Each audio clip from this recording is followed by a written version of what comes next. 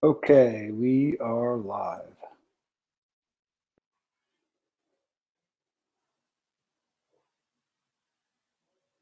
Let me do a quick refresh here.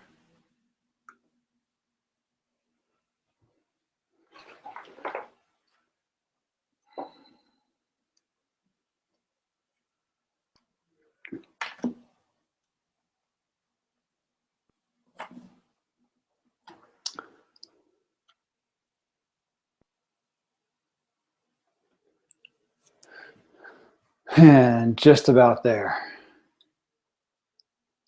And we will roll. Okay. All right, last minute submission by Amber. Hey, Wesley. All right, here we'll go ahead and officially start. Hey, everyone, it's Kevin. It's Wednesday, April 29th, 2015. This is our weekly all-member class. Hey, Wesley Wiley, thanks for being here. Thanks for posting. Just got a submission from Andrew Hendrickson. Also have one from Randall Hall. So I'm not going to give a big preface here.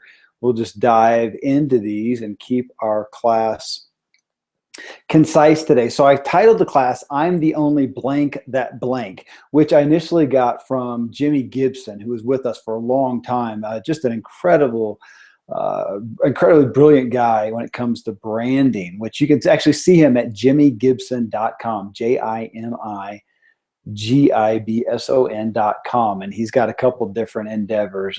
Really, really incredible guy. So he's the one that came up with that. I'm the only blank that blank. Now, I didn't give a whole lot of preface to that. I didn't expound on it a lot. But as we're going to talk through these submissions, I mean, it's almost impossible to give it one statement. I'm the only blank that blank. So for those of you who did this exercise, who are going to be listening later, you're probably going to have an opening statement on that. I'm the only blank that blank. And think about somebody saying, okay, what else? Or tell me more. Well, I'm also the only blank that blank. And there's some parameters that you can hit. So let me go over a couple of those. One of those is just let's say you got a product, here we go. I'm holding up my Free Agent Academy Nalgene bottle, right? And they would say, originally we're the only camping bottle you can take that's unbreakable. I mean, that's where they really got their initial claim to fame. You drop it off of a cliff, drop it off with frozen water on it, and it wouldn't break. Now these days they've got other things, like we're the bottle that most of the water purifiers will screw onto and actually work with. They've got more things than that. But so you've got the thing for your actual product, but then you're going to go further. Okay, as far as you personally, who do you connect with? We're the only bottle company that directly positions or provides to campers. I mean, they could be it's a bottle. Anybody could use it, but they've really made their claim to fame. Where they did initially around camping, that was the target market that they grasped onto and spoke to. So they weren't talking to the motorcycling crowd necessarily. They weren't talking to, the ball sports crowd. I mean, again, anybody could use it. It's an unbreakable bottle. It's great, but they really focused on the camping. So when you're talking about that, I'm the only blank. My product is the only product that blah, blah, blah, blah. My service is the only service. And then go further. Well, I am the only one, who connects with these people, who focuses on this group specifically. I specialize with this group.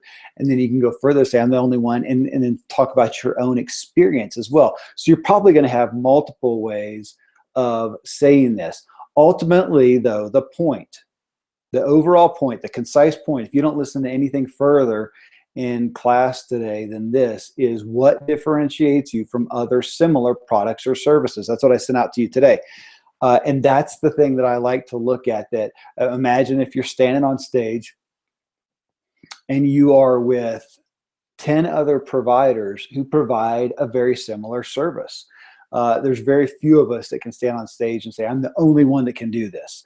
Anyone that does is probably suspect. There's going to be people who provide what you do, or other people, the marketplace assumes that you fall in this category. You know, you may say, no, I don't. Everybody always wants to put me in with, you know, with this kind of provider, this type of product, and we're different. I know, but you've got to still assume you can't, if you can't totally control the marketplace. If they lump you in with them, then you've got to say, okay, if I'm standing on stage, how do I differentiate myself? So, you know, with I use this a lot with coaching, with financial coaches, for instance, to say, okay, I am up there. Are there other people that can help you with your finances? Of course, it can help you save money, get you out of debt, invest your money, you know, whatever. There's a lot of people that can do that. What sets you apart? And you're not dissing anyone else. You're not claiming that you're better. You're just saying, yeah, but I do it in a different way.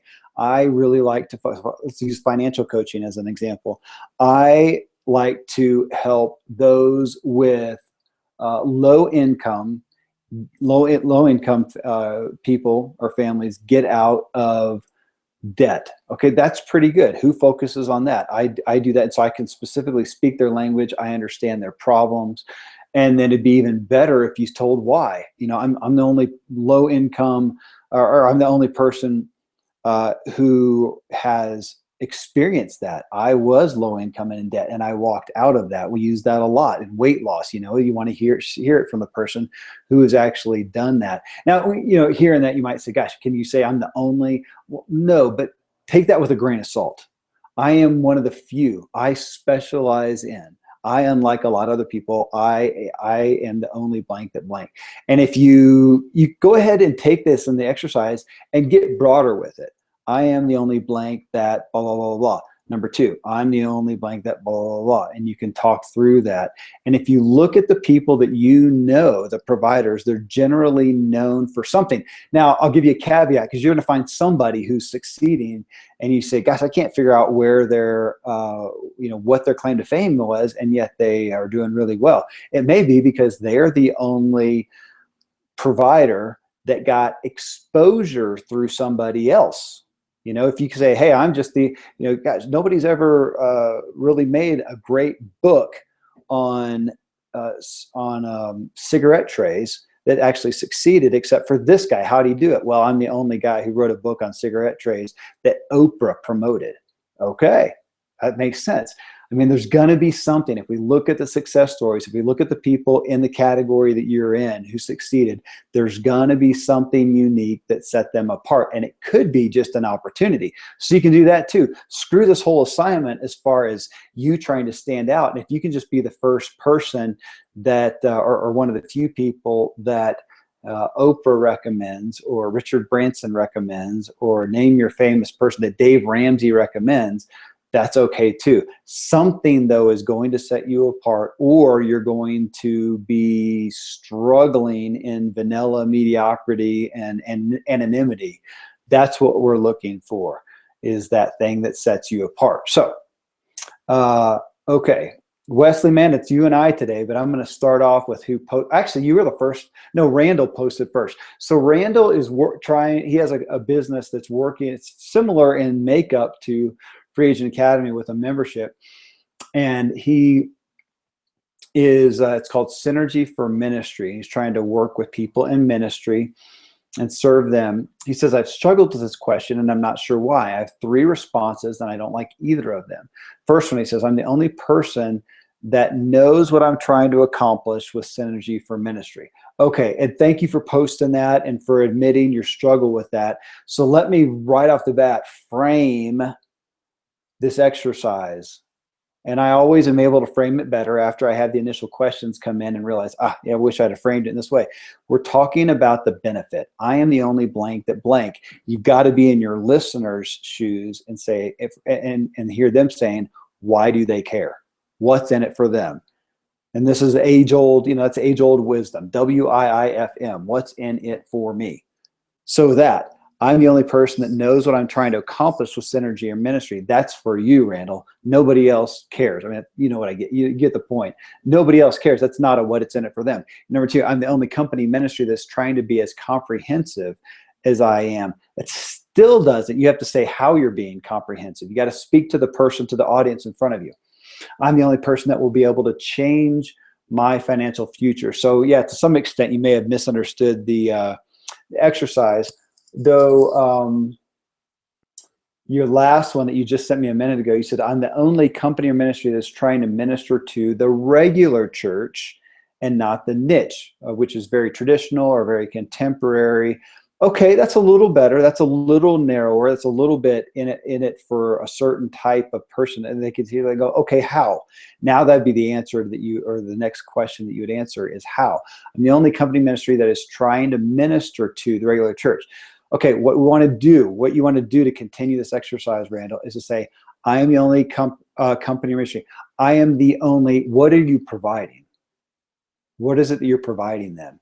You say that is trying to minister to them. How are you doing that? So let's say that that your answer was, I'm trying to help them be more effective in their worship ministry. So I am the only, company that serves worship ministry folks in these types of churches, in a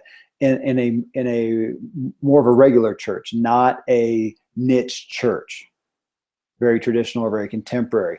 You could say that, and now why? Then answer that. Okay, so why do you do that? You need to have a why behind that. This is the Simon Sinek. If you haven't seen his TED video, it's wonderful. I've got his book as well. It's called something to do with why. I don't remember, but okay, then why? You want to tell the story. You want to state what it is. How do who is it that you serve? What's unique about you? How do you uniquely serve them? What's your specialty? And then why? People do want to know the why behind it. Did you just pick that why just out of a hat? Or what is the why? Your story then is what comes in and clarifies the why. And that's where you also connect with people. I mean, a lot of my, I am the only I'm the only self-employment coach. And ultimately what my niche is that doesn't skip over the necessary personal development aspects, of transitioning from traditional employment to self-employment. Most just focus on business development. That's another way you can make a clarifying statement to what you're saying. I'm the only blank that blank. Most others do this, if that's appropriate. That often is. Most others do this. You don't want to say it in a way that badmouths somebody at all, but so I'm not badmouthing other self-employment coaches. A lot of them are incredible at business know-how and have incredible expertise that eclipses mine, especially in their area of expertise on business building. I think that they miss a lot of people they could really help by not addressing the personal side of self-employment, especially for those who are transitioning from traditional employment to self-employment. So again, this is not something that you have to be constrained just to the statement where you're going to have to stand up and nail it with I'm the only blank that blank, but it's a starting point. And if you can get a really good, concise, hey, I am the only blank blank, that's great. That's great. I mean, if you say I'm the only dry cleaner in Woodland Park, Colorado, that is excellent. One of the better businesses in this regards is a hotel in town. They don't say I'm only one of 2 hotels in town. They could do that, but they're on the way out of town west as you're going towards like Breckenridge, and and they often have last hotel. Well, if they were going to answer the statement in the way that I have it framed, they'd say, "We're the only hotel that you will find in the next 75 miles." That's a decision maker right there, man. Do you want to go another 75 miles or do you want to go ahead and get a hotel here? So that's strong. You get the point there. So Randall, I'd love to hear you come back and address it with that frame of reference. Okay, Wesley, I'll go ahead and hit you. You said, what a great question. I'll give it a couple of shots. Still working on how to brand myself, which is why I'm answering this a couple of different ways. I am the only Christian life coach that helps you define your goal, then offers a money-back guarantee if you fail to reach it after 3 months of coaching. That's pretty good. I mean, that's a good differentiating statement. I don't think it would be your marquee differentiating statement, but I do like that as one of them. Your second one says, I'm the only personal development coach offering a 90-day intensive program guaranteed to help you discover and pursue the life you were created to live. That's a little more broad-based. I mean, that could be, I think you'd have a lot of people argue and say, gosh, I know there's lots of similar programs out there. But again, that's okay, because we're not going to get hung up on the only, but to say these are, if you had, again, a series of this, and ultimately you're saying, what differentiates me from the rest is boom, boom, boom, boom, boom. You've got 5 of these statements. Now, the further one that I would want you to get to next is a Christian life coach that helps you define your goal. Okay, what goal? Because it's probably not any goal. If you say, gosh, you're a Christian life coach, what's your goal? And my goal is to lose 50 pounds. Is that what you meant? Because you're saying life coachings, but what's the goal within there? Are you talking finances? Are you talking relationships, marriage, parenting? Are you talking from a spiritual walk specifically? What is a specific area? And this is where I push back somewhat on the life coaching aspect, because people are so much less likely to be attracted to you when they think that you're professing that you can help them in every area of life.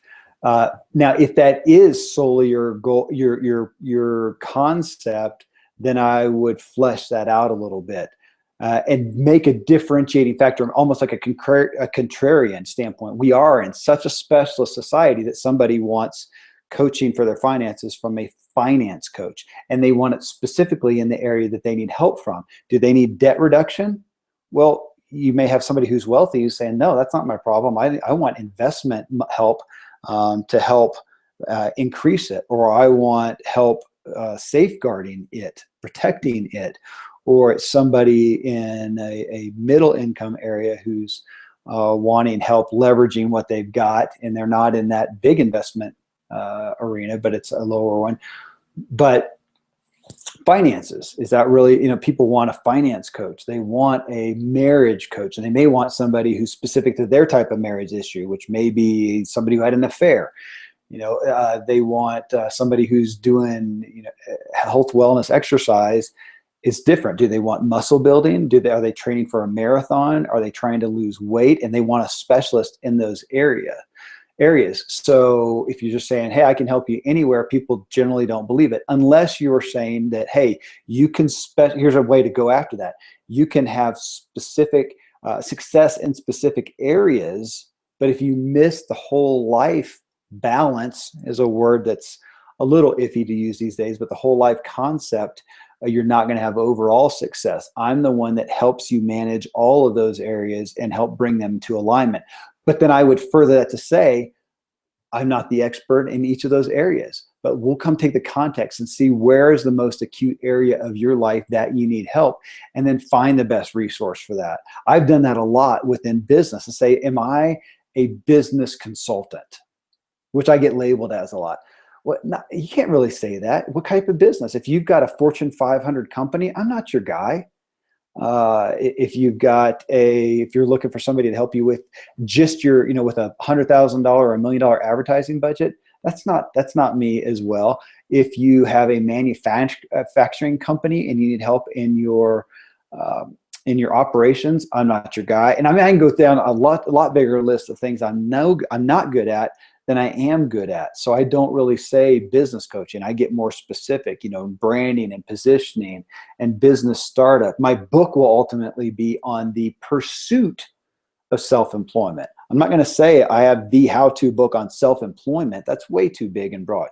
But on the pursuit of self-employment, transitioning from traditional employment to self-employment, yes. Which is interesting because that's not my story. I didn't do that. I've always been self-employed, but I've always primarily worked within the bootstrapping aspect and helping other people. I take people who are dissatisfied in traditional employment and help them become self-employment. So that's who I've walked with. Just like, we have plenty of people who are helping folks in the fitness arena lose weight and stuff who never had a weight problem, but that's their passion, is to help people. So, Wesley, you said niching down is a challenge for sure. I have niched down on my target audience, but still need to niche down on my own offerings and products. Yeah. Hey, Fabian, good to see you. Yes. Okay. So looking at how do you showcase what your product or offering is that people understand and believe. Now, that would be a next one though. To say I am the only Christian life coach that specifically specializes with this type of person. Who is that? What is the age? What is the gender? Are they married? Do they have kids? Now, speaking of Jimmy Gibson, who I give credit for this term, he was militant in having you boil down to your target market, incredibly militant. He wanted you to know, okay, what did they have for dinner last night? What type of movie would they go see on Friday? Do they have pets? What type of food do they have in their fridge? How many cars do they have? What model are they? And it would get a little bit comical or frustrating, but his point was, the more you narrow down on who your best niche is, who your best person is, the person that you're going to gel with, that you're going to connect with most easily, that you can serve the most fluently, that's who you speak to. Now, you don't have to speak to them at the exclusion of everyone else and say, and I don't serve anyone else. No, don't have to do that. But it makes your voice clear, and you're going to connect with that person, and they're not going to miss you. And you'll also attract a lot of other people as well through that, better than if you just talked vaguely, vanillally, blandly, which most people do because they don't want to lose somebody and they end up not attracting anyone. Better to attract a narrow market than to not attract anyone else. And we are just more and more, I believe every day, we are more and more in that culture who you have to be more directive. You have to be more specializing in your message, or you get lost in the crowd. So the bolder you can be, the more narrow to a degree you can be, the better. So, Wesley, with yours, if you are, when you said Christian life coach, personal development coach, you've really got to, I would encourage you to look at where you serve people best. Where is it? If you do life coaching, do you end up gravitating to and specializing? And yeah, you can understand the context of their lives, but you do gravitate towards helping them financially or relationally, or what is that area? You name it. Where's the area that you end up being serving them the best? Again, I can be incredibly valuable in a lot of areas of business. So I could name those. But as Gary Vaynerchuk would say, where do I have the most chops for? What can I do? What do I know like the palm of my hand, the palm of my hand, the back of my hand? It's branding and marketing, which is communication. I help you communicate effectively to your best target audience. That's what I'm best at. Now, that's one of the things I'm best at. I'm also really good at the small business development, and looking at innovative opportunities to build a product or service for the marketplace. So those are a couple areas that I'm best at, and I go ahead and I claim those instead of claiming some big broad term. So is there a specific area that you can hone in on? Because I'll tell you this, any good, the easy ones, finance, career, spiritual, health and wellness, fitness, any good coach worth their salt at all is doing life coaching. I do as much or more life coaching, contextual life, personal development coaching than I do literal business coaching, even when somebody pays me $300 an hour for business coaching, for self-employment consulting, whatever. I end up doing that because you have to. So I get to do life coaching, but I get more business by professing or by promoting the niche of a very tangible offering that people want. Now, another way to come around to it, though, if you really feel called to, is to say, hey, I am in a sense, a curator of understanding the complete context of your life to figure out where you have the most needs. And if that's a need that I can help fulfill, great. If I'm not the best provider, then we'll get you with that one. That's something that people will believe, and it's relevant. That is relevant, because I do see people who go after those specifics. They think, I need help in this one area, and they go after it and they get success there, but they ignored the other areas, the rest of the context of their life. So they may have success in that one area, but they're not going to overall, or they're still going to hamper or handicap their success in that one area because they're sabotaging it with these other areas. So there is precedence for somebody to look at the big picture, which, to some degree, that's what you get with counselors, or what you expect with a counselor.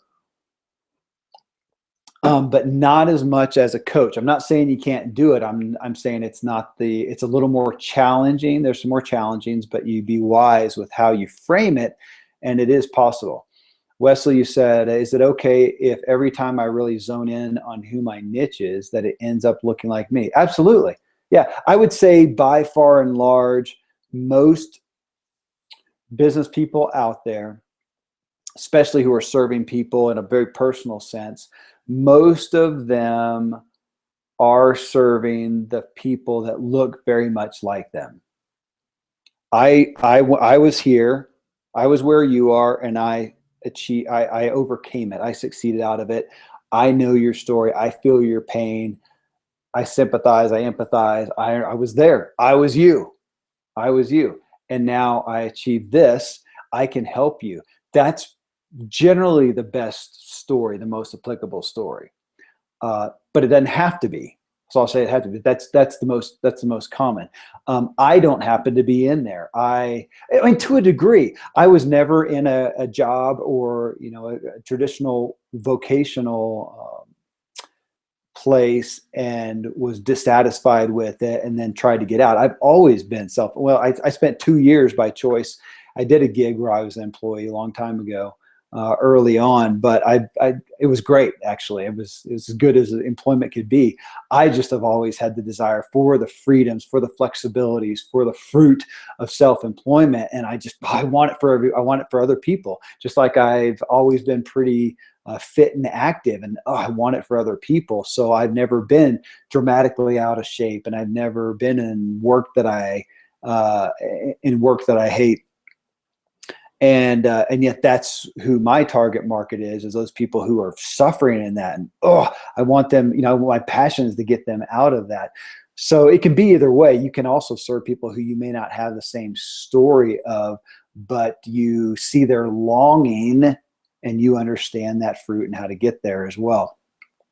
Matter of fact, I've learned a lot about how that really feels from the people that I've worked at, and I see their pain and there's relevance for there. I know a great couple who do great marriage counseling and they have no kids. And in one degree, you think, gosh, you don't understand what it's like and the pressures. And they agree. They say, you're totally right.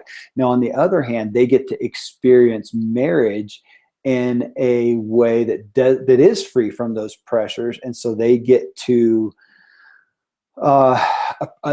experience some more wholeness that we in the kid realm don't do because of lack of time and whatever. And so they can share how that feels like and inspire us to do what we can to have that time, to have that investment, to have that perspective and experience it. So that's a long answer to saying yes, Wesley. That most people are going to have a niche that ends up looking like them. That's totally fine. That's how you can speak to them, and that's how you relate to them. So it's just a different way. But that's the point, is understanding how your message come across. So you can say, I know what it feels like to be you. I don't. That's not my message, because that would be a lie. I don't stand up in front of a group of overweight people and say, hey, I know what it feels like. That's a lie. But I have to speak to them in a different way. All right. Hey, any other questions on that? Man, you've got the floor, Wesley. Hey, Jerome. Okay, Amber. She said, I'm still working on this, struggling actually, but here are a couple versions to start with. I am the only work coach that builds on your varied interests to combine them into one career that is tailor-made for you. That's interesting, because I think a lot of people feel like that. They hear a message like I'm talking about of niching, and they feel like, gosh, I do a lot of things. So if you're speaking that language, and you can hear the ad, hey, looking for that work you love, that feel like you have so many different interests, I'm the one that helps you, we'll use that word again, curate all those to find an opportunity that includes all of your interests. That would reach a lot of people. That's relevant. You said, I'm the only income explorer coach who creates opportunities to combine your varied interest into a custom work experience that fits all of you. Well, and you've been in, you've been at this a little longer than these other guys have, Amber, and so, and yours, I can see that you're more honed in on it. Now, the further thing would be to name the specific. I think you'd be best, of course, to name the specific target market. Are you focused on the younger generation, your generation, college age kids? Middle-aged, who is it that you're talking to? And now you can put that in there as well. Though we, at some point, we always want to get in there. What is the benefit? What is, what's in it for them? What is the takeaway? So so that for them, like they want to hire you, so that's another way to flip it around. Flip it around from your audience, your target market standpoint. I want to hire you so that I can achieve what? What is it that they want to achieve? Work that a career that they're going to stick with, that they're not going to job hop, a career that they can invest in and not waste their investment, a career that they're going to be excited to wake up in the morning. You said my target market are those who are struggling with choosing just one area or career to include in their work. Renaissance souls, potentialites, scanners. Interesting. Which I think you're speaking again, somewhat just as Wesley said, speaking to yourself in that. Yeah, we do have a generation, younger generation especially, who's looking at the propensity for so many career changes, and they're having a hard time deciding where is the arena that I am going to dive into. So to have somebody who is getting, again, the context, we'll use that word, I like that word, the context of them to understand all of their different varied interests, seemingly varied interests. And I would encourage you to give some focus to that. Your seemingly varied interest. And maybe even make the statement, because the truth is, at the root of it, they do have common threads. Let's figure out what those are. Then we can find opportunities that fit that thread, fit those threads. It's the same way where I like to speak about, I help people in this capacity overcome obstacles. I really do. I get a lot of testimony to that. Gosh, I had all these obstacles, and Kevin, you helped remove them. And what I'll say is I help people overcome those real and perceived obstacles, because some of them are real, some of them aren't. You just perceive them to. And as we get, and that's why we all get, counsel, guidance, coaching, is to help us look at it different ways. And a lot of times people, when we get that outside third part or outside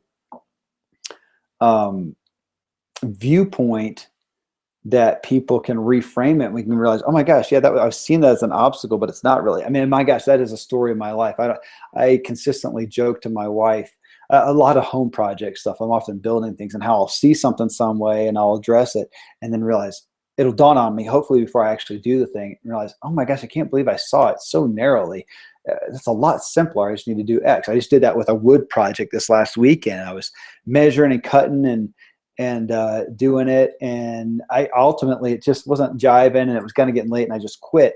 And the next morning I was thinking about it, oh my gosh, I can't believe I made it that complicated. All I need to do is 2 cuts, blah, blah, blah. It's this natural wood bridge thing we're doing in my kid's room. And so again, to look at that varied interest, your seemingly varied interest, and find the truth of the common thread within. That is good. That's something that I think people will, in the frame of reference you're given here, will believe and resonate with. Okay, so Wesley, Jerome, Fabian, looks like he dropped off. Hey, if you guys got anything you want to throw in, I'm not going to belabor this point. I think I've given the key aspects of what the focus is here. I will end, up to you guys. If you want to throw anything in before I wrap up, you're welcome to speak now. But then I'll wrap up by saying, using that word that I just did, resonance.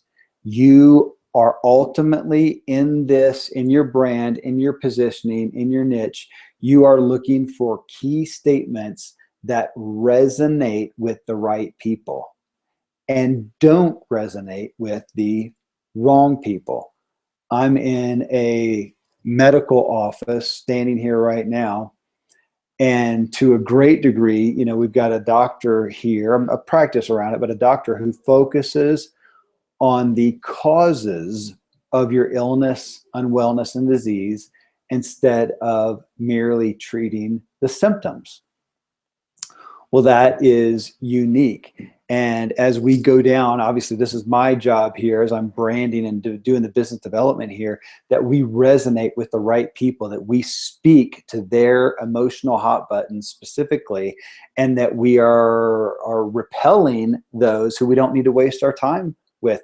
For those who have high blood pressure, they know that they're doing it by their lifestyle. They don't want to change their lifestyle, and they're grateful for that pill that they take that keeps them from really acute problems.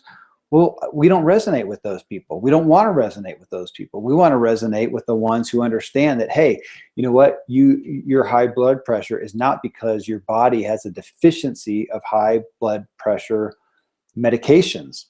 It's happening from some other reason. And the ones that resonate with that, the ones that say, hey, you develop high blood pressure and it gets acute and you have to take a pill for it. For those of you who now don't want to have to take a pill every day for the rest of your life and have the side effects from that, let's figure out what's causing that, get to the root of that. And we're more and more learning how to resonate with our chosen target audience and to not resonate with the ones who we don't need to waste our time.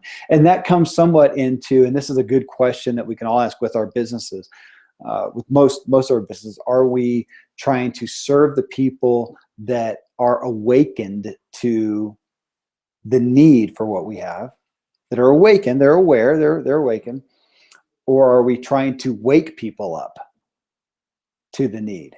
Very different in how you pursue your business. And I would say here for this medical practice, we are speaking in the way that we promote ourselves to hit the hot buttons of the people that are awakened to wellness. They want to get more well. We're not trying to go out and convince people who are unwell and ignorant to it or not open to it, to convince them that they should want to be well. Again, not that there's not place to do a little bit of both to some degree, but your primary voice is going to do one or the other. It's going to go after people who are already awakened and provide them with something that they know that they want to a degree, even if yours is a different solution, but they know they want a solution. Or are you trying to wake people up? So that's another good way to look at how you frame your voice. And that's what we're talking about here. Communicating, having a voice that speaks to the right target audience and gives you a differentiating factor that's compelling. Resonate. How do you resonate? Who do you resonate with? Who do you want to? And what does resonate with you, with them? Ultimately, you've got to be able to sit in their shoes and hear what you're saying to them and understand, does that resonate with them? Okay. Well, hey guys, small crowd today.